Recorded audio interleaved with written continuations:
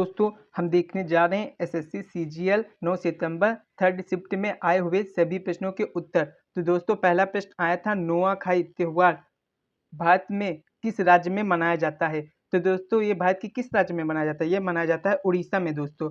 और ये त्योहार किस प्रकार का त्योहार है, तो दोस्तों ये जो त्योहार है ये कृषि त्योहार है। ठीक है दोस्तों, इसमें क्या करते हैं यहाँ के लोग जो होते हैं, जो चावल की फसल होती है उसको काट के सबसे पहले अपने इष्ट देव को चढ़ाते हैं। तो इसका राइट आंसर क्या हो जाता है, उड़ीसा। नेक्स्ट क्वेश्चन क्या आया था, अकबर के राजस्व मंत्री या वित्त मंत्री कौन थे।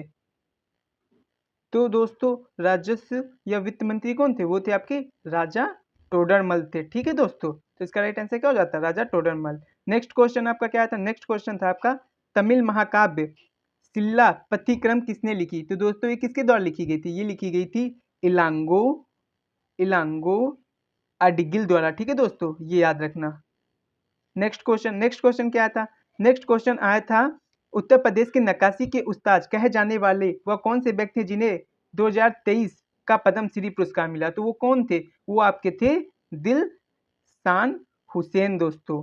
ठीक है दोस्तों, तो ये पीतल के जो बर्तन होते हैं उस पर ये नक्काशी करते हैं और उस नक्काशी करने के कारण उन्हें पीतल के नक्काशी के उस्ताद कहे जाने लगे। नेक्स्ट क्वेश्चन क्या आया था, नेक्स्ट क्वेश्चन आया था C4H8O2 एसिड का नाम बताइए।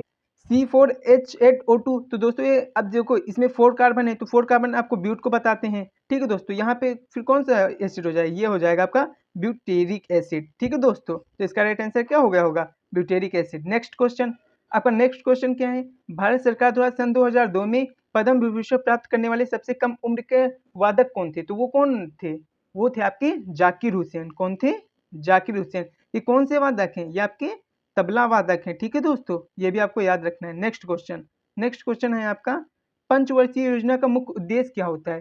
तो दोस्तों जो पंचवर्षीय योजनाएं होती हैं उनका मुख्य उद्देश्य होता है विकास के साथ स्थिरता। ठीक है दोस्तों, विकास के साथ स्थिरता। ठीक है दोस्तों, ये याद रखना था, ये इसका राइट आंसर हो जाता है इस प्रश्न का। नेक्स्ट क्वेश्चन, आपका अगला प्रश्न आया था महिला एशियाई हॉकी चैंपियनशिप 2023 किसने जीती। तो ये जीती आपके अपने प्यारे भारत ने जीती है। ठीक दोस्तों, इंडिया ने जीती। नेक्स्ट क्वेश्चन, आपका अगला प्रश्न है माइटोकॉन्ड्रिया की संरचना किस प्रकार की होती है। तो ये आपको बताना था, आपको फिगर दिए गए थे उसी को देख के बताना था। तो दोस्तों इसकी कुछ संरचना इस प्रकार से होती है, ऐसे होता है फिर ऐसे ऐसे इसमें हो जाता है। तो इस प्रकार की आपकी क्या होती है, माइटोकॉन्ड्रिया की संरचना होती है। अंडाकार मेनली, अगर शब्द में आया होगा लिख के आएगा तो वो हो गई अंडाकार। नेक्स्ट क्वेश्चन, आपका अगला प्रश्न है अनुच्छेद 70 किससे संबंधित था। तो दोस्तों जो अनुच्छेद 70 था वो था अन्य अकस्मातों में राष्ट्रपति के कार्यों का निर्वहन, मतलब इमरजेंसी में राष्ट्रपति मतलब प्रेसिडेंट की क्या ड्यूटी होंगी उससे संबंधित है। ठीक है दोस्तों, नेक्स्ट क्वेश्चन, आपका अगला प्रश्न आया था अनुच्छेद 77 किससे संबंधित है। तो दोस्तों अनुच्छेद जो 77 है वो संबंधित है जो इंडियन गवर्नमेंट है उसके कार्य का संचालन से संबंधित है। ठीक है, कार्य के संचालन से संबंधित है। और किस कार्य में संचालन, व्यवसाय में। ठीक है, संचालन से संबंधित है। तो इंडियन गवर्नमेंट का जो व्यवसाय में कार्य का संचालन किस प्रकार से हो रहा है इससे संबंधित है आपका आर्टिकल 77। नेक्स्ट क्वेश्चन, आपका अगला प्रश्न आया था अनुच्छेद 28 किससे संबंधित है। तो दोस्तों कोई भी अगर आपका संस्थान है शैक्षणिक, अगर वो राज्य निधि से चल रहा है तो वहां पे आप कोई भी धार्मिक शिक्षा नहीं दे सकते, ये इसमें बताया गया है। ठीक है दोस्तों, नेक्स्ट क्वेश्चन, अगला प्रश्न था पृथ्वी की सबसे बड़ी टेक्टोनिक प्लेट कौन सी है। तो दोस्तों इसका उत्तर तो आपको पता ही होगा, पैसिफिक प्लेट, प्रशांतीय plate, Pacific plate. Next question, आपका अगला प्रश्न क्या आया था, अगला प्रश्न आया था टोट का साइनोनिम। दोस्तों साइनोनिम इसका होता है प्रेज। अगर आपका एंटोनियम आया होगा तो आप आराम से आंसर दे सकते हैं, क्या हो जाएगा, डी प्रेज कह सकते हैं इसका एंटोनियम, या आप क्या कह सकते हैं, आप कह सकते हैं क्रिटिसाइज करना। ठीक है, इसका राइट आंसर क्या हो जाता है, प्रेज। नेक्स्ट क्वेश्चन, आपका अगला प्रश्न आया था मिजरेबल एंटोनिम्स क्या था इसका। तो इसका हो जाता है हैप्पी। ठीक है, खुशी। ठीक है, इसका राइट आंसर क्या हो जाता है, हैप्पी। नेक्स्ट क्वेश्चन आया था आपको वन वर्ड बताना था, the crime of stealing goods from a shop while pretending to be a customer. तो मतलब किसी दुकान से कुछ सामान चोरी कर लेना, कि आप वहां पे सामान लेने गए हैं लेकिन आप सामान चोरी करके ले आते हैं, तो उसे क्या कहते हैं, उसके लिए वन वर्ड है आपका शॉप लिफ्टिंग। ठीक है दोस्तों, तो इसका राइट आंसर क्या हो जाता है? Soft lifting. नेक्स्ट क्वेश्चन, आपका अगला प्रश्न क्या था? अगला प्रश्न था भारत के प्रथम गवर्नर जनरल कौन थे? तो सन 1833 ईस्वी में गवर्नर जनरल का पद आया। ठीक है, और ये उस समय कौन बने थे? उस समय बने थे आपके लॉर्ड विलियम बेंटिक। ठीक है, लॉर्ड विलियम बेंटिक, तो ये याद रखना। नेक्स्ट क्वेश्चन, नेक्स्ट क्वेश्चन क्या है? नेक्स्ट क्वेश्चन है वॉरेन हेस्टिंग के समय में कौन से युद्ध लड़े गए? तो दोस्तों वॉरेन हेस्टिंग जब थे तो उनके समय में 3-4 युद्ध लड़े गए थे। आपका रोहिल्ला का युद्ध लड़ा गया था।